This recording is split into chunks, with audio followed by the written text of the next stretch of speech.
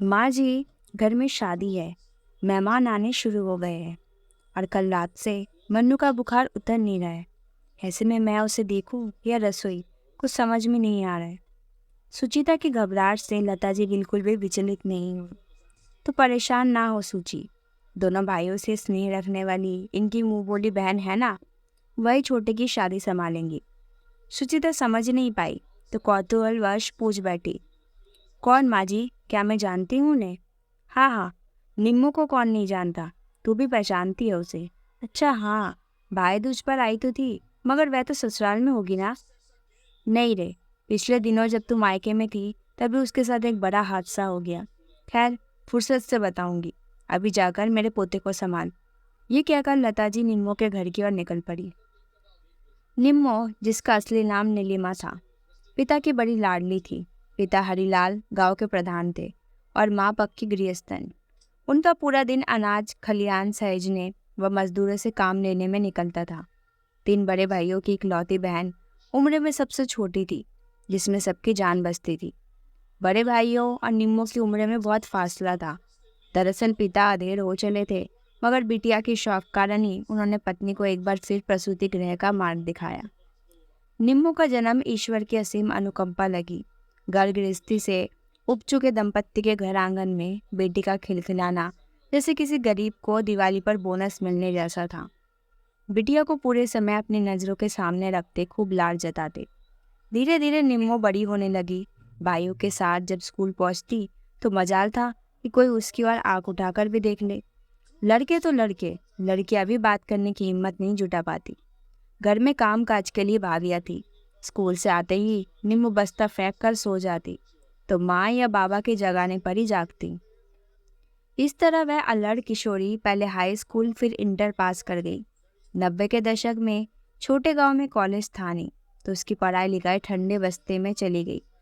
जवान बिटिया को अकेली शहर पढ़ने भेजने से श्रेष्ठकर उसका विवाह करना लगा और हरिलाल जी ने धूमधाम से एक सुयोग्य वर देखकर उसका विवाह रचा दिया।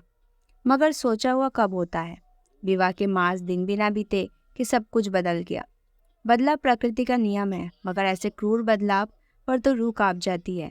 यही सब सोचती लता जी नीलिमा के आंगन जा पहुंची। नीलिमा के चेहरे पर नजर पड़ते ही उन्होंने अपनी भीगी आंखें चुरा ली। विवाह के दिन वह कितनी खुश थी। उसके सांवले सलोने चेहरे पर सोने के बड़े बड़े झुमके कैसे डोल रहे थे। लाल बनारसी पहनकर जो लाली दुल्हनिया विदा हुई थी, वह आज एक परित्यक्ता के रूप में अंतत दयनीय दिख रही थी। धुंधली आंखों में जो चेहरा नजर आया वह उसे रूपसी से कितना अलग था। लता ने थोड़ी हिम्मत जुटाई और कहने लगी, निम्मो मेरी प्यारी निम्मो, सुन, तेरे जीतू भाई की शादी है, मेहमान आने लगे हैं, थोड़ा संभाल देगी। भाभी का बच्चा छोटा है ना, उससे कुछ ना किया जा रहा, इसलिए तुझे ये जिम्मेदारी सौंप रही हूँ। हाँ काकी, क्यों नहीं, आजकल मेरा वक्त नहीं कटता, ऐसे भी घर में खटती ही रहती हूँ, वहाँ कम से कम आप सभी का स्नेह मिलेगा। उसकी बातों से निराशा साफ झलक रही थी और लता जी ने उस वक्त कुछ भी बोलना ठीक ना समझा। गांव का समाज बदलते परिवेश से अछूता थोड़ी ही था। भाई तो वैसे भी अपने परिवार की फिक्र में जीते हैं। माता पिता की भी एक उम्र ढलने के बाद अपनी मजबूरियां होती है। निम्मो, जो एक मास पहले एक दुनियादारी से अनजान थी, वह सहसा समझदार हो गई थी। जिसने कभी खुद पानी लेकर ना पिया हो, वह घर संभालना सीख गई थी। खैर, अगले दिन सुबह जब निम्मो घर आई तो सबसे पहले लता जी ने सुचिता को चाय बनाने के बहाने व्यस्त किया और उसे साथ लेकर अपने कमरे में चली गई। तुझे बुरा न लगे बेटी, इसलिए अब तक ना पूछा था। सच सच बता कि हुआ क्या था। खुशी खुशी शादी कर जो दूल्हा संग ले गया, वह चंद दिनों में बदल कैसे गया? क्या बताऊंगा कि मैं तो जैसे घर में रहती थी वैसे ही रह रही थी। मुझे पता नहीं लगा कि किससे बात करूं किससे नहीं।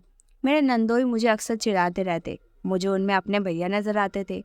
उस रोज घर में सत्यनारायण पूजा थी। पूजा की धोती लेने जब अपने कमरे में आई तो मुझे अकेली देख उन्होंने सामने से दबोच लिया। मेरी चीखें निकल गई। मेरी आवाज़ पर जब रमेश कमरे में आए तो साथ ही ननद भी आ गई और फिर कहकर बहस सुबकने लगी। बोल बच्चे, क्या हुआ तेरे साथ? उसके आंसू सीने पर भार स्वरूप थे, जिसे हटाना जरूरी हो गया था। ननद चिल्ला चिल्ला कर रोने लगी तो नंदोई ने मौके पर चौका लगाया। सारा दोष मुझ पर मर दिया। रमेश बड़ी बहन की इज्जत करते हैं, इसलिए पहले कि मैं कुछ सोच समझ पाती, माजरा पूरा ही बदल चुका था। बहनोई के बहकावे में आ चुके रमेश सबके सामने उठपटांग बोलने लगे।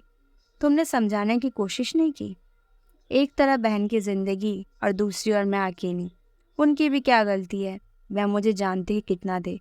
मेरे चरित्र पर लांछन लगाकर मुझे यहाँ भेज दिया और अपने परिवार को सहेज लिया। अब आप ही बताइए, किसने मैं क्या कर सकती थी? अब होश आ रहा है तो आस पड़ोस को मदद कर मना करने लग गई। घर वालों का इतना आसरा ही बहुत है कि रहने खाने की दिक्कत नहीं है।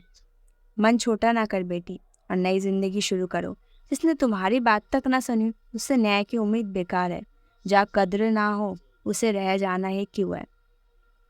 तुम अपने उत्थान में मन लगाओ। उसे ऐसा समझाया मगर उसकी दुख भरी बातें सुनकर सन्न रह गई थी। उन्हें सपने में भी अंदाजा नहीं था कि इतने नाजुक पली लड़की के साथ ऐसा कुछ हो सकता है। ये भली प्रकार समझ गई कि नीलिमा ननद नंदोई की साजिश का शिकार हुई है। दोनों ने मिलकर एक षड्यंत्र रचा और नीलिमा पर चारित्रिक लांछन लगाकर घर से बेघर कर दिया। ये दोष मायके वालों को अपनी इज्जत पर आंच लगी तो वे हाथ बांध कर बैठ गए। वैसे भी कोर्ट केस और पुलिस जायदाद दिला सकते थे, प्रेम नहीं। सच ही कहा गया है कि स्त्री का जीवन दूध के कटोरे सा होता है। 2 बूंद नींबू का रस उसके अस्तित्व को खराब कर सकता है।